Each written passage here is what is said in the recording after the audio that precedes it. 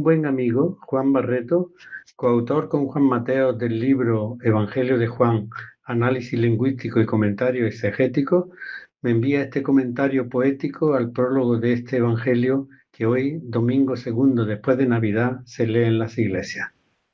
Se titula así: Al principio, proclamación de fe y esperanza. Paráfrasis del Evangelio de Juan, capítulo 1, versículos 1 al 18, 5 de enero de 2025. Primera lectura, Eclesiástico 24, versículos 1, 2 y 8 al 12. La sabiduría de Dios habitó en el pueblo escogido. Salmo responsorial 147. El Verbo se hizo carne y habitó entre nosotros. Segunda lectura, Carta a los Efesios, capítulo 1, versículos 3, 6 y del 15 al 18.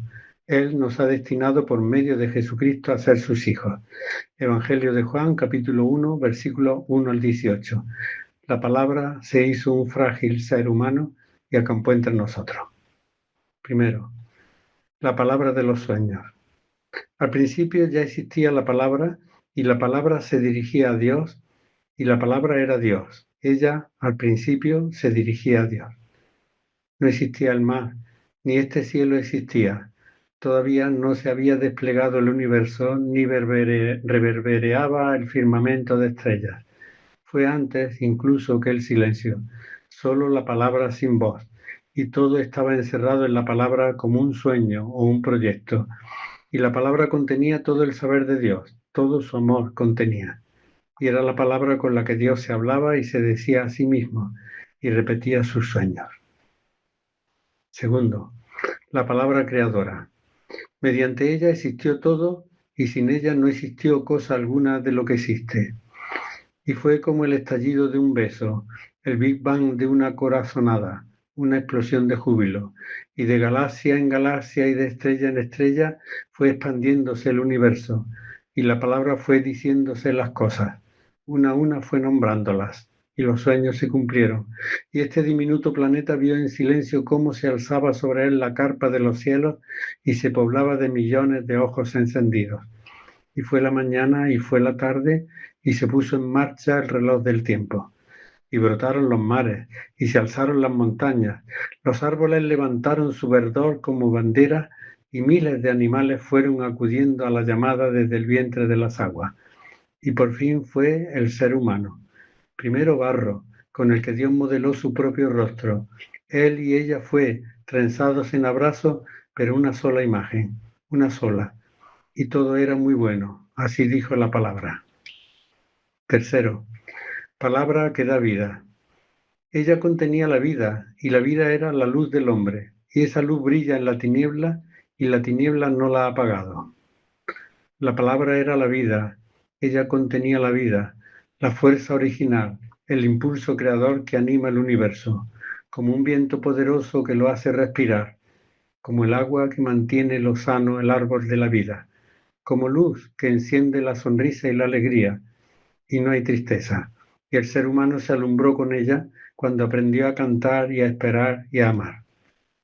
Cuarto, palabra que nos busca.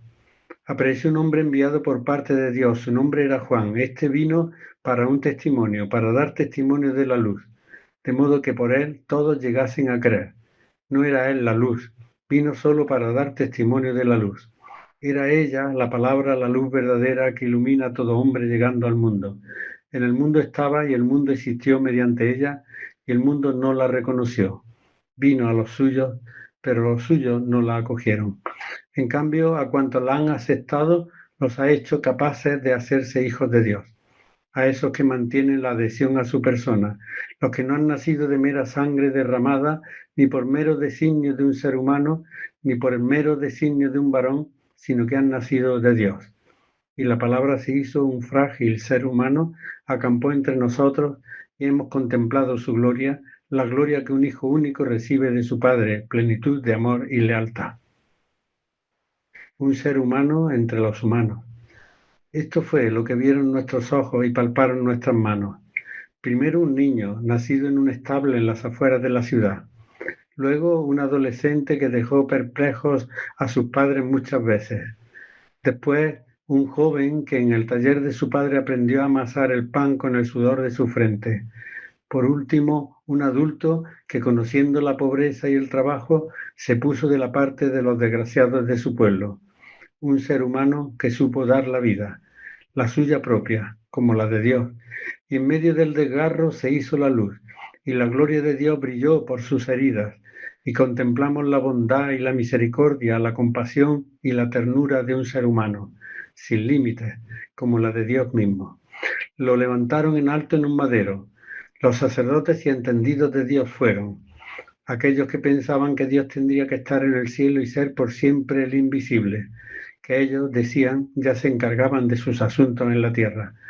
Lo levantaron en alto en un madero y vimos también en él el rostro de la ignominia y la crueldad. Sin rostro de hombre lo dejaron y aprendimos a reconocer las huellas de la muerte en el rostro mismo de Dios, y no se nos olvidará.